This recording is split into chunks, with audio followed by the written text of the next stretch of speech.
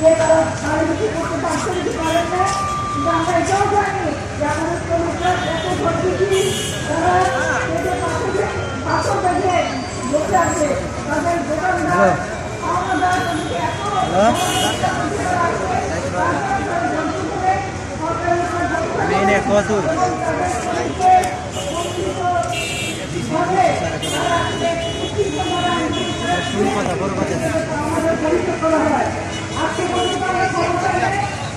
আমরা শ্রমিকদের ধৈর্য প্রতি ভীষণ রকম কৃতজ্ঞ এবং আমরা মনে করি বাংলাদেশের শ্রমিকরা এই বাংলাদেশের শিল্পকে যেমন টিকিয়ে রাখতে পারে, বাংলাদেশের নামও সারা দুনিয়ায় তারা পরিচিত করেছে। আজকে সেই শ্রমিকদের এমন একটা মাঝারি পরিস্থিতি, কলকারখানাগুলো বন্ধ করে দিয়ে এমন একটা বিপদের কাছে শ্রমিকদের দেওয়া হয়েছে। এই মালিক স্থানে তারা আমরা দৃষ্টান্তমূলক শাস্তি দাবি করি। সরকারের বিরুদ্ধে শাস্তি দাবি করি এবং আমাদের শ্রমিকদেরকে আমরা আগেও বলেছি যে আপনারা জানেন যে আপনাকে একটা বিপদের মধ্যে ফেলে দিয়েছে, সে আমাদের আদর মধ্যে ফেলে দিয়েছে, সে সরকারকে ভারপত্তি নষ্ট করার চেষ্টা করতেছে। শ্রমিক আন্দোলনের যে নেতৃত্ব এখানে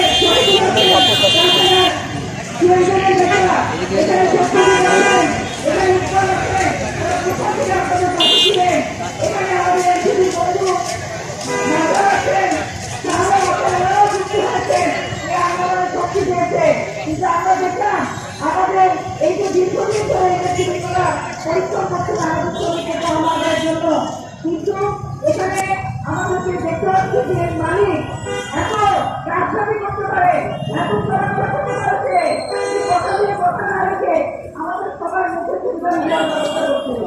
সে আপনারা দেখেছেন যে কারখানা করে কি হবে, তার খবর নেই, আজকে হওয়ার কথা, আজকে আমরা এখন পর্যন্ত খবর পাই না, কিন্তু যখন খবর পাবো আমরা নিশ্চয়ই আমাদের সেই টাকা আছে।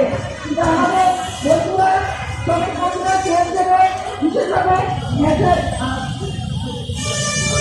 সেই ব্যাপারে শ্রমিকদেরও কিছু সমস্যা আছে, তারাও হয়তো পাওনা পাচ্ছে না।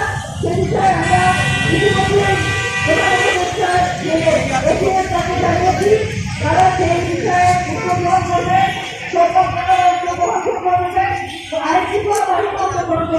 কিন্তু আমাদের শ্রমিক ভাই বোনদেরকে আমরা আগেও বলেছি যে আমরা একটা আইনের সাথে পড়ে গেছি। এই মালিক অতি চালাক, সে দাঁড়িয়ে গেছে, সে তাকে ক্ষমতা দিয়ে গেছে বিক্রি করার জন্য।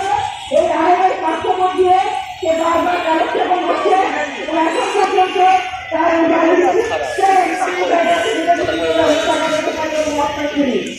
বিষয়ে